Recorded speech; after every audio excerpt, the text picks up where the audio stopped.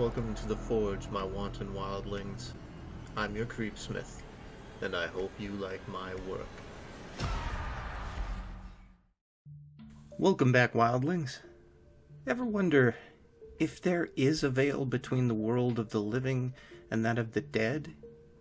Is it actually physical? Where is it? And can you see through it? Well, there is someone who knows the answers. Tonight's story, That Night in the Mirror, by Matt Chatham. I'll tell you right now that my story doesn't have any dramatic climax or any cathartic resolution. Don't bother reading it if that's what you're looking for. My story is one of a very specific moment in my life, one which, try as I might, I cannot negate as a trick my exhausted brain played on me, or a momentary lapse of reason and subsequent plunge into childish fears. I think that a fear of mirrors must be fairly common in this day and age. I remember that when I was young, I saw one of those compilation TV horror shows, the ones where there'd be a specific short, scary story between commercial breaks. In retrospect, it wasn't the scariest thing in the world, and if I saw it again today, I'd probably invite friends over and we could quash our collective fear by mocking the bad acting or the ridiculous storyline. All I remember of it is that in the story, a man was being constantly tormented by a disfigured, murderous psychopath, but he only saw him when he looked in the mirror. The whole story was a typical song and dance of the man catching his stalker in the mirror, behind him of course, turning to face him and finding nothing there. Maybe the reason that I remember it so well was because it was so shortly after I heard my mother die. I say heard her die because I never saw her body. I was watching television, different show, when I heard what sounded like porcelain breaking, followed by a loud thud coming from the kitchen 2 rooms away. The sudden noise was oddly unsurprising, but I remember craning my head to see my mother's legs sprawled on the tiled floor. I couldn't see any more of her, the door frame was in the way. Luckily, I suppose, my father ran in first, calling her name frantically. As I stood up, but didn't advance out of what I imagine was fear, I remember him telling me to stay where I was. The doctors later told us that a virus had gotten into her heart. I remember my father protesting that he'd never even heard of that before. Neither had I, being so young, but at the time the concept of death was fairly new to me entirely, and I remember being filled with this overwhelming sense of existential fear, as if I or anyone I knew could suddenly crumble into a pile of lifeless dust at any moment. And of course, she was my mother. Now, I don't think that I was a very fearful child, though. No more so than most, anyway. And even my uneasiness around mirrors didn't exactly trump my other fears of spiders or being in cramped spaces, the usual sort of thing. I guess it makes sense that mirrors are a source of fear for people.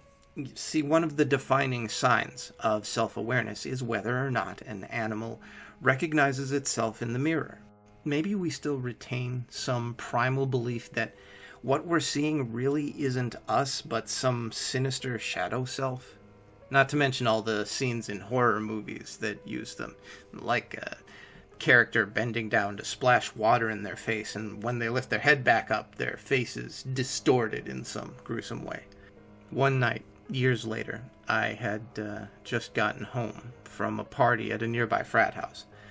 I lived in an old Victorian house, renting it with 4 of my friends from school. I was the only one home, having left the party early, if you can call 2 o'clock in the morning early, and my roommates were all still out. I ran upstairs to my room, exhausted and wanting nothing more than to lay in my bed and feel the rest of the world leave me behind. But I didn't.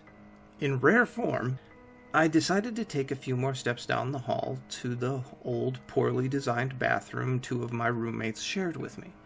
It was lit by a single fluorescent bulb, casting black and white tile in a sickly near-green color. I ran a thin strip of toothpaste on my brush and gave my teeth a once-over before spitting the slightly brown foam down the sink. And when I looked up, I saw her, standing behind me in the bathtub with the curtains drawn wide open. My mother's mouth hung down as if screaming, but without any sound. I could tell it was my mother, but she was a grotesque shadow of how I remember her. Her eyes were either completely gone or simply solid black in color. The sockets were vacuums within which nothing reflected. Her skin was so pale that it was almost blue, and her dark hair looked drenched in water, hugging her scalp tight and falling in front of her shoulders in thin strips. Her mouth wasn't exactly screaming so much as hanging open. Impossibly open, much further than a person's jaw should be able to extend. She seemed to be wearing a thin white nightgown, drenched like her hair, and clinging to her emaciated body. Her stick legs looked like they were going to buckle under her weight, while her arms reached back against the wall behind her. I must have only seen her for seconds before turning, screaming, and falling backwards, slamming hard against the tiled floor. The tub was empty. There had been no sound, and now, as the echoes of my cry dissipated, I could only hear my heavy breathing. I don't know how long I lay there on the floor of the bathroom, the fluorescent bulb dully buzzing as I became too frightened even to move. Eventually, I heard the downstairs door swing open as a parade of drunk college kids poured in for the night. They found me on the floor and thought that it was hilarious, that I was so drunk that I'd almost passed out in the bathroom. I never saw her again. I don't ever want to see her again, and every day I wish that I hadn't. There are myths of people being scared to death or being haunted by dreams of a single event for their entire lives. I've had dreams too, but they aren't what haunts me to this very day. When someone you love dies, you tend to forget everything bad about them, and eventually your memories of them just coalesce into a fondness that you share with everyone else that knew them. But that's not how I feel about my mother. I was too young to have endless loving stories about her. Instead, all I can remember is her face that night in the mirror. My story doesn't end with me taking my own life or anything dramatic like that. I mean, I've thought about it. I tried putting a length of rope across my neck one day and squeezing just to see what it would feel like, but I'd never go through with it. It isn't so much that I want to live. What bothers me most is that I don't know for sure what happens when we die. Nobody knows. But what I saw that night in the mirror makes me think I might have a clue. And isn't that just the worst? The tease without any real reveal of what could be, but without the resolution. Sometimes life, and in this case death, can have a sense of cruelty to it. So, stay scary, my wildlings. Make sure to appreciate the parents you have while you have them, and make the most of your nights.